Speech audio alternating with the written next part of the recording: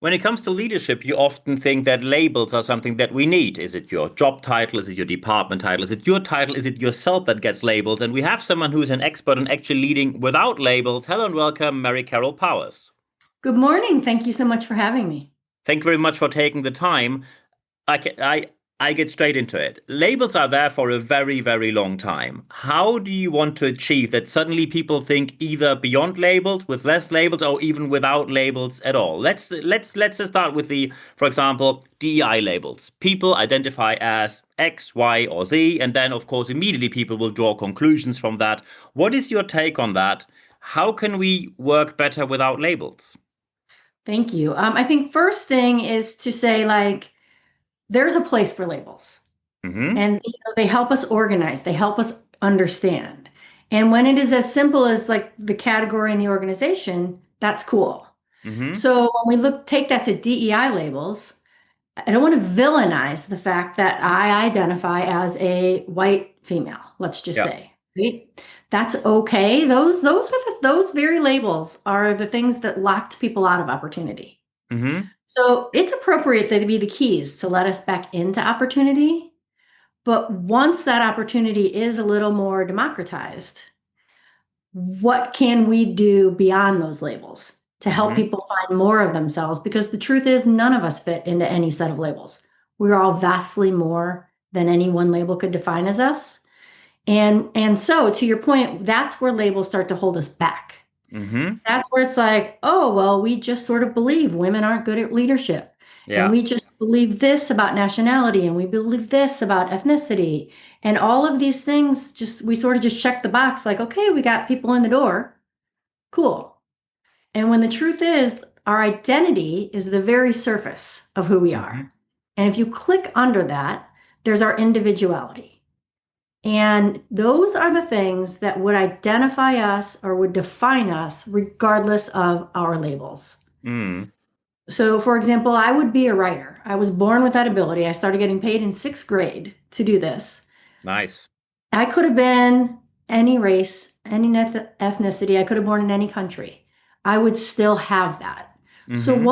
what can we do is look at the more enduring things that Mm. live in what I'll call our human essence that Mm-hmm. we can Great term. use to really understand how to help people and how to Mm. bring people together. And if we all have them, right? Yeah, So we're all the same in different ways is like a fun way to say it. absolutely.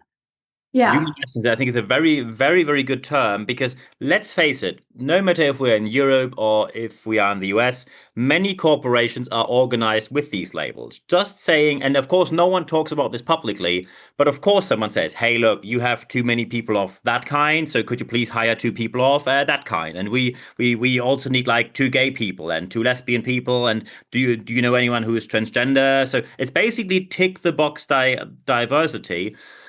How can we give, because often people say, yeah, it's a bit of a nuisance. However, it gives me some sort of direction. When they now say we get rid of these labels, how can we do that without running the risk immediately to fall back into patterns where they suddenly just either hire people who are close to themselves, hire people who they just know, or hire people who are similar to them?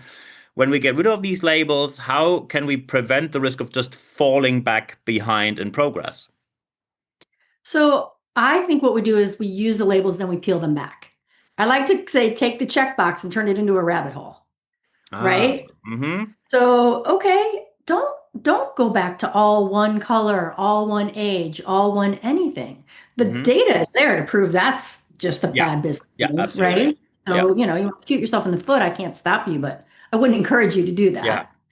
So, once and see that this is where I think the opportunity lives for DEI right now. It's really been shoved into a corner, it's really been beaten back.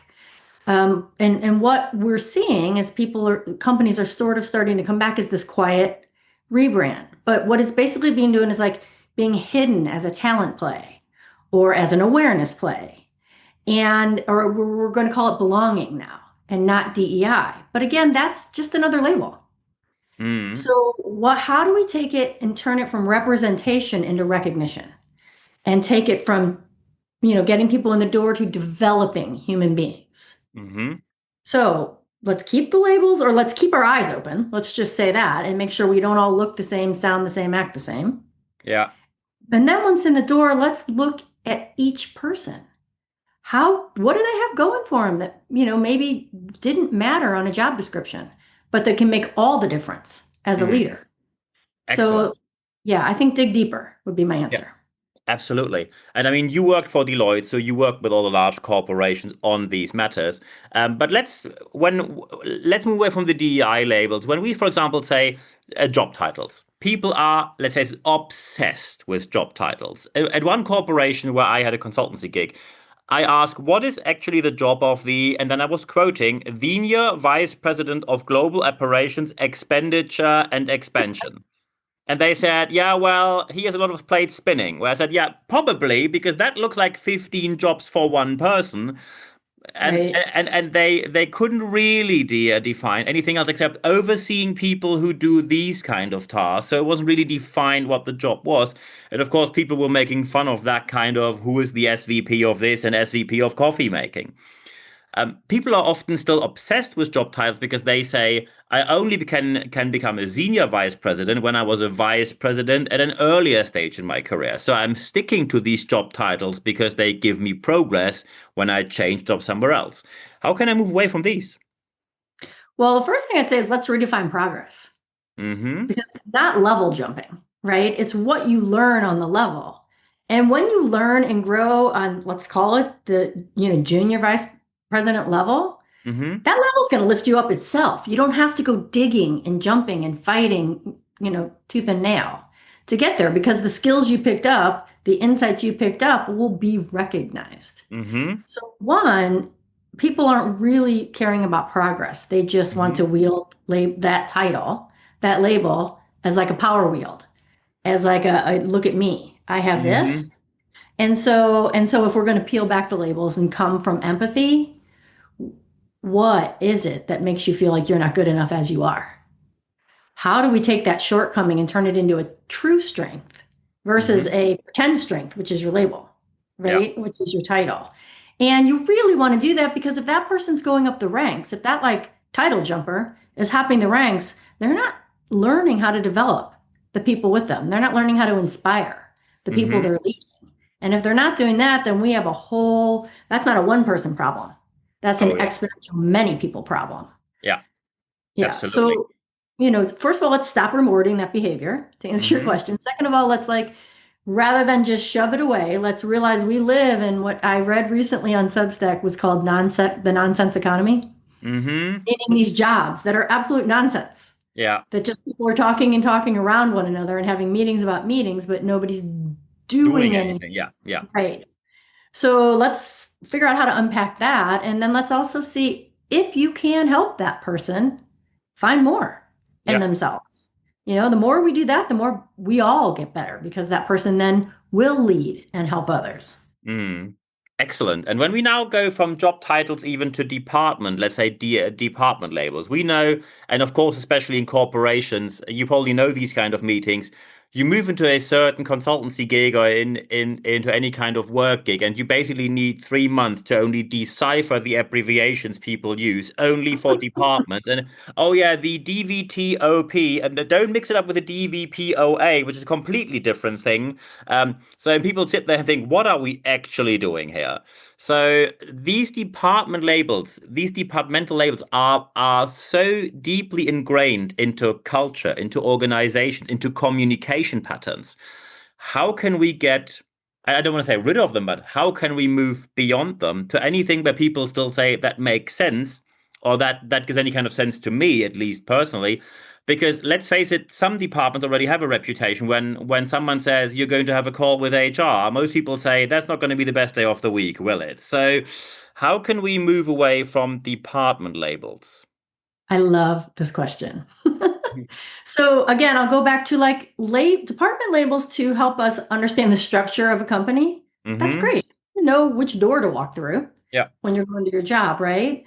But department labels have become these like little clicks. Departments have become these little clicks, right? And I'll get into a specific example that we talk a lot about in my company, which is so in the world of sales and marketing, there is SQLs and MQLs, right? These sales qualified leads and these Mm-hmm. marketing qualified leads. Mm-hmm. And each of these departments are chasing a different set of metrics that define success for them.